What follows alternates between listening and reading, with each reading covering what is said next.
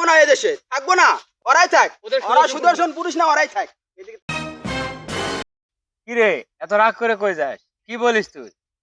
ঠিকই তো কইছি, ওরাই থাক। ওরা মিহিন সারা সুদর্শন পুরুষ না, ওরাই থাক। কি সুদর্শন পুরুষ, না দেখে বোঝাই যায় না পুরুষ না মহিলা। দেশে কি পুরুষের অভাব পড়ছে? আচ্ছা কি হয়েছে একটু বুঝিয়ে বলতো। আরে বন্ধু, তুই কি কিছুই জানিস না? সত্যি জানি না। গতকাল পাগলের এক দল এক মানুষকে সুদর্শন পুরুষ বানাই দিয়ে আবার অটো দিছে। তাতে তোর কি হয়েছে?